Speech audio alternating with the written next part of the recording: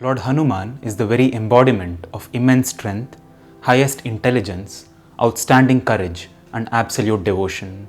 A sadhaka who seeks the grace of Lord Hanuman quickly attains to these very same qualities. There are many powerful chants and hymns that are used for his sadhana, but the most elaborate, most potent, and the most beautiful among them is Sundara Kanda Parayanam. The chant of this fifth segment of Valmiki Ramayanam is said to provide the seeker with enormous benefits both in the material and the spiritual realms. Chants of individual chapters of Sundara Kanda are also said to have specific benefits of their own.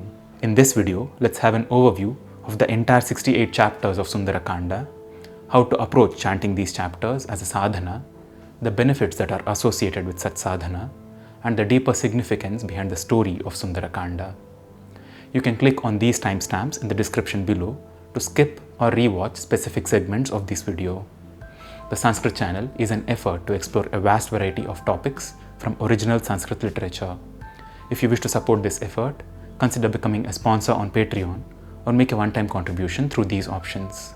Your support will help us create more of these videos more frequently on more number of topics. Do check out all the links in the description below. Lord Hanuman is known by various names. He is known as Anjaneya after his mother Anjana Devi. He is known as Pavanaputraha after his father Pavanaha or the wind god. He is known as Hanuman after an incident in his childhood which injured his jaw or Hanu. But the name his mother gave him as a child was Sundara, a beautiful being.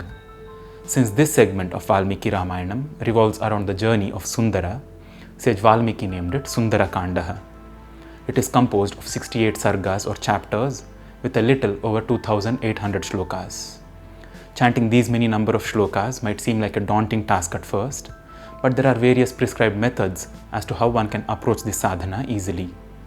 The 68 chapters of Sundara Kanda could be proportioned into the following ways to finish the chant within a set number of days. If one wishes to, the entire chant can be done in one single day by setting aside a dedicated time of around 10 hours. A slightly easier method is to split it into 2 days by chanting the first 35 sargas on the first day and the next 33 on the second day. This will roughly take the same amount of time on both the days of around 5 hours each. If this is also difficult, one could split the chant into 5 days by chanting the first 15 sargas on the first day, 16th to 37th sarga on the second day, 38th sarga on the third, 39th to 54th on the fourth, and the last 14 on the fifth day. There are many other prescriptions as to how these sargas can be split over longer number of days. One of the best prescriptions of how to do this chant has been put forth by Sri Ramanujacharya, which is spread over a period of 16 days. He reveals the Katapayadi code, which is encrypted in a sentence uttered by Ravana's brother Vibhishana, which says, Raghavo Vijayam Dadyat Mama Sitapatif Prabhu.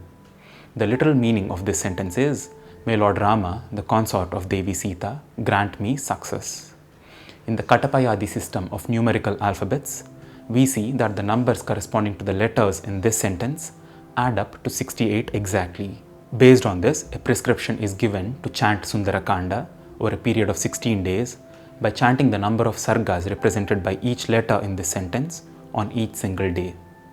After finishing the chant of the 68 sargas of Sundara Kanda, the 128th sarga of Yuddha Kanda, called as Sri Rama Pattabhishekam, is chanted as a part of the culmination process.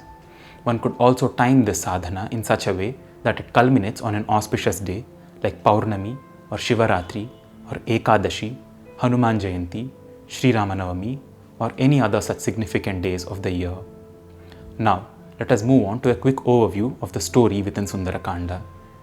This segment of Valmiki Ramayanam starts with Lord Hanuman standing at the southern tip of now India, looking at the ocean.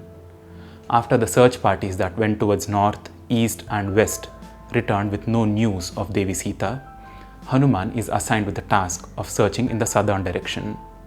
Sundara Kanda starts with an intense resolution of the strong-willed Hanuman to find Devi Sita at whatever cost. He gathers all his strength and takes a huge leap towards the sky.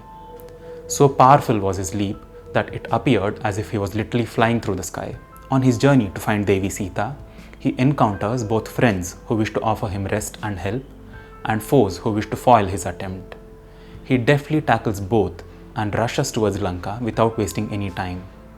After facing many obstacles along the path, he succeeds in finding Devi Sita, conveys the message sent to her by Lord Rama, and returns to Lord Rama with her message. This journey of leaping forth in pursuit, finding the highest goal, and then returning back to the roots is the very essence of yoga sadhana and the path of awakening the Kundalini. In fact, the descriptions sage Valmiki gives of various kinds of obstacles that Lord Hanuman faces on his journey and the kind of obstacles a yoga sadhaka faces in one's sadhana have a lot of correlations. Hanuman's ascent from the Mahendra Parvata is compared with the ascent of the dormant Kundalini energy of a sadhaka from the Mooladhara Chakra. The first obstacle along Hanuman's way, the pleasures of food and rest that Mainaka offers Lord Hanuman, is compared to the obstacles one faces at the Swadhisthana Chakra.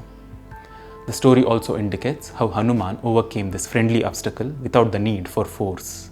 And then the more troublesome obstacles put forth by Surasa, Simhika and Lankini each correspond to the Manipuraka, Anahata and Vishuddhi chakras respectively.